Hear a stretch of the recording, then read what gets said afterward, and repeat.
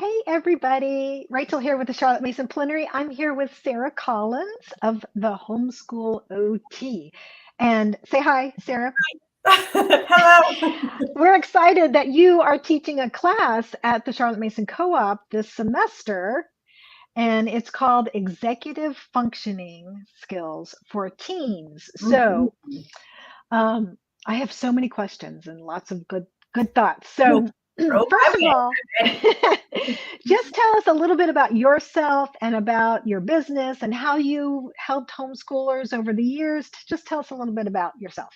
Okay, so well, as you said, I'm Sarah Collins. I'm an occupational therapist.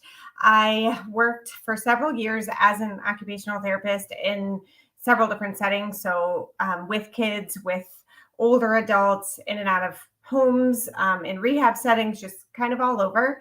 And I did that up until even my kids were in school. I was working full time. They were there in public school from kindergarten. My middle son was in kindergarten. My oldest daughter was in third grade. And my husband is a golf course superintendent. So we move around to follow his job. And we were able to, at one point, move up here to Pennsylvania. That's where we are now. When we moved, I was like, let's try out this homeschooling thing now that I can be home. And he thought that was the most ridiculous idea that he had ever heard. This was in 2016. And I get it. The only reason that I knew about it at all was when I was working as an OT in someone's home, I saw someone who was homeschooling their children. And the atmosphere in their home was very different than the atmosphere in mine, where I was rushing off and taking them to school, and then we were getting home and we were running to field hockey and wherever we were going, and trying to squeeze in little conversations here or there. And so I saw it, and thankfully, since we were home, or since I could be home at that point, I convinced him to let us try it, and that was 2016, and it has been fantastic for us. A few Of years course. in, I know, right? Years in, I was been keeping up my OT license, and I was at actually a handwriting conference, and one of the teachers there for the conference was saying, Sarah, you don't know how many people within homeschool world have just questions that they could benefit from asking an occupational therapist. And Yes. so I started to kind of think about that and what that might look like. And so that was in 2019.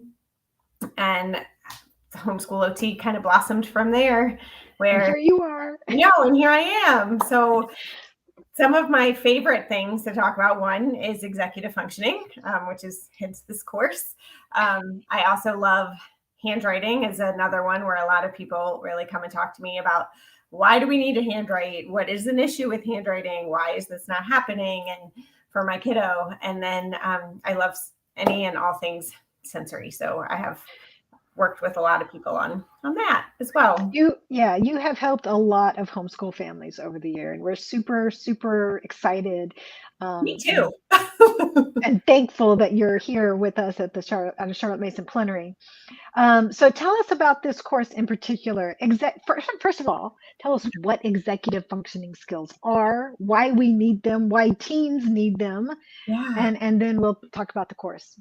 Right. So executive functioning skills, I feel like it's been a buzzword recently where because I put up I do a month-long course for families or for parents, and Right. it's always my most attended one, which is funny because I would think executive functioning, how do you even know what that is? I didn't know what that was until I was in OT school, but I feel like it's like everyone kind of knows about executive functioning these days. But basically, there are lots of different models of what these skills look like based on different neuroscientists, but looking at what the brain needs to do to accomplish a task. So the the model we are using is the one that is used in I did it I can again. see it. I know.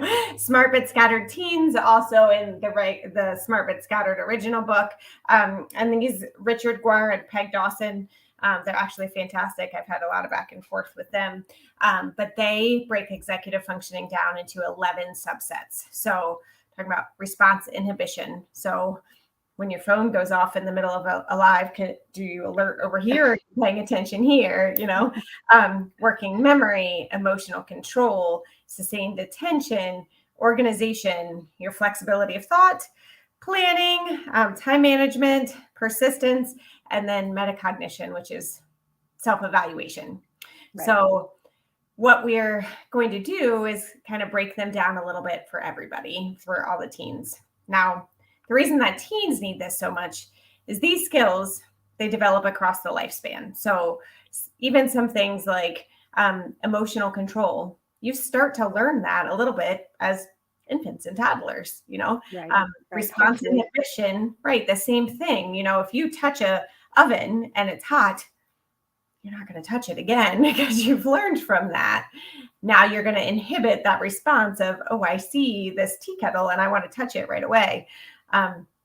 However, as time goes on, a lot of times development of executive functioning skills, it varies, just like development of walking, development of speech. It all varies with age ranges.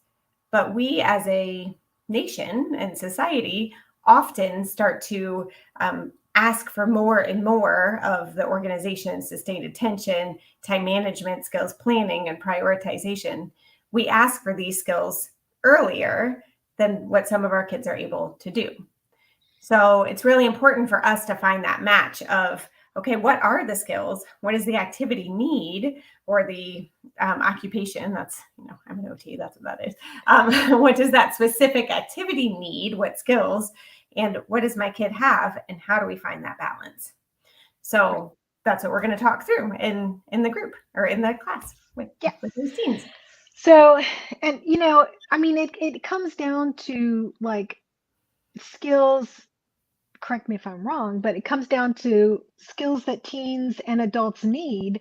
In teens, just like, study skills, being, like you said, being organized, managing their time, all these things that you pointed out, that as kids get older, we expect more of them. And even if we look at the syllabus for the class, what I did was break down, all right, so this is where we want to get by the end of the year, and here's your assignments. But I didn't say, oh, on Monday, you should do this, and Tuesday you should do this. They have to be able to do that. So in essence, the class still takes executive functioning skills. And that's one of the things we're going to talk about in week 1. Because I want everyone to be successful. And this level of, or definition of success is different for every person. But again, that's something that we need to talk through. Right. And like you said, it's something that, like, we don't just learn it and then we got it. It's something that's we're always working on, even as grown-ups. 100%, absolutely. And even as working homeschool moms, our attention has to be divided frequently throughout the day, and we have so many different things that need to get done.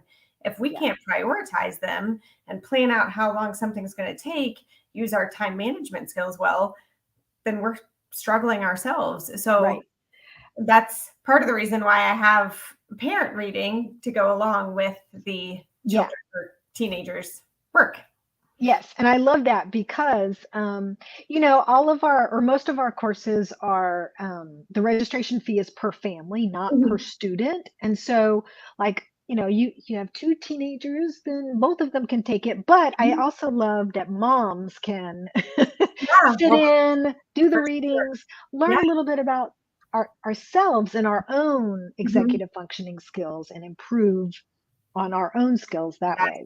I will say, in researching and studying to get ready for, so I have done 2 of those focus groups now or 3 actually, that I've mentioned on executive functioning, which is where families take a full month and we go through what are the executive functioning skills. We talk about how to impact them with the person, the environment, the occupation, through breaking them all down. And then we do a lot of back and forth conversation. But the majority of people will say, oh, I've learned so much about myself in this. Me too. I get it. Yeah, no, that the course for parents was excellent, and so I know that the course for teens is going to be excellent as well. So I know, like in the course for parents, you have them take an executive functioning quiz, and so Mhm. will you have the teens doing that Yep, as that's week well? one. You got Yeah, it. yeah, But so eye-opening, so eye-opening. mhm, And mhm, it's not that like things are right or wrong. It's right. just this is where you're at, and Mhm, these are your strengths, these are your weaknesses, and how mhm. are we gonna find better balance, right? Right. And Right, it all leads into one of those executive functioning skills, which is the metacognition. That's being able to analyze, okay, so did I come up with the idea? Did I execute it or formulate the idea, then the plan and the execution? And then I have to evaluate it. Did I right, do that well? right. What's wrong if I didn't? What needs to change? And almost, this kind of goes into homeschooling as a whole, but so many people ask, and you've probably gotten this at some point, how do you know if your kid's going to know everything before they leave? They don't. There's no way. But if they know Yeah, how to learn and they can evaluate their performance and what they've done well and where they need help or what they need to build up during the time that later right. on in life, they Yeah. can learn anything. So Yes, because we're always learning, we're always improving. right. Education does not stop when you get No, that diploma. no, that was the silliest question. Yeah, You're no, I have gotten that question a lot. In fact, I even got it from my own husband when we first started homeschooling. yeah, And my I husband remember, yeah, too. yeah. I remember him asking me, well, is he gonna, my son was struggling with times tables. And my husband was like, "Oh, is he gonna know all of his times tables? How's he gonna learn? And it's like, well, I'm sure by the time he's 18, he will know his times tables. And you know what? He does. So we're good. But you know what? And If he doesn't, he's going to know how to find his resources to figure it right, out. right. So we're gonna pull on that. That's that evaluation. If I don't Yes, know something, how am I going to figure it out? yes. And that's the true life Mhm. skill. Yep. Yep. Um, okay, so what else entails in your class? I know you showed us one book. Are there other, I know there's like two other books. Yeah. So the Smart but Scattered Teens is really more for the parents to read Right. through because it talks about what the executive functioning skills are. It also talks about ways to influence them within your home. So this one is more for parents and to go. And I put in like the sections in the syllabus. It says what sections correspond with what we're doing for the week.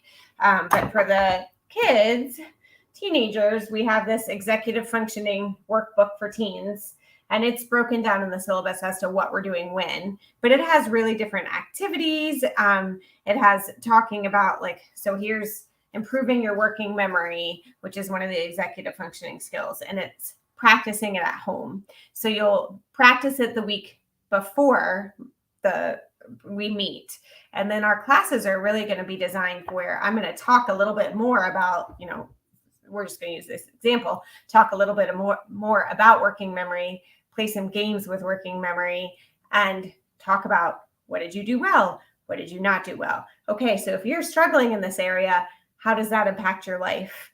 And what can we do to accommodate for that? So we're Right. really going to mess with, play with, work through whatever each executive functioning skill in that manner. Um, I like that it sounds like it's going to be very discussion oriented for the yeah, teens. Yeah. it is. It is, especially with something that is so pertinent to life. If it was just me talking about it, which there is a piece of that, we need to really define our terms. But if it's just me telling you, I don't really hear about you as a specific person, and that's one of Charlotte Mason's principles, right? Everybody, we are Right. all born persons, and I want to hear about how these things affect your life, and then what are we going to do about it? Because that's the next part. It also goes back to that Charlotte Mason, one of the things that she really talks about is the science of relations and making those connections. And so if it's just me telling you, I'm not hearing about your connections that you're making and how it's going to influence Right. your life. Right. Love So that. we're going to talk about it. We're going to make it happen. Um, We are also going to be reading Artemis Fowl together. This is how far I am in the book, guys. So I have a long way to go. But I have seen, we're reading it as a family, as a read aloud, because if I had to read it, so do they. So it's our nighttime read aloud, and it's been summer, and everybody is here, there, and everywhere. So our nighttime read alouds are not as consistent. What we know. But already, I mean, we are only on chapter 3, and I've seen Artemis using several executive functioning skills, and that's what we're going to talk about is Yeah. So how does he use planning, prioritization? How does he organize? And he's deciphering a language. What did he have to do there to break it all down? And so we're going to use good old living books to. Yes, I love that. And I love that you chose that book too, because it's like good for teens, but it's not too difficult, you know, and so it's kind of that sweet spot where everybody can participate. And there's audio book for it, there's a graphic novel for it. So if you need accommodations, yeah, you can do those things too. So and a movie, which you can always look back. I mean, the movies that is there a movie? I didn't know there is a movie. Yep. So he is a bit different, but yeah, you compare and contrast as well. And I'm sure we watched it a long time ago, and I didn't even remember it. But my son was like, "Oh yeah, we watched that movie." Oh, okay. So we're gonna and see. I probably fell asleep. I always fall asleep in movies. all right, well, let's see. We've had some people joining us, but I don't see any questions. So we'll see if anybody gives us any questions here before we wrap up. But is there anything else before we wrap it up that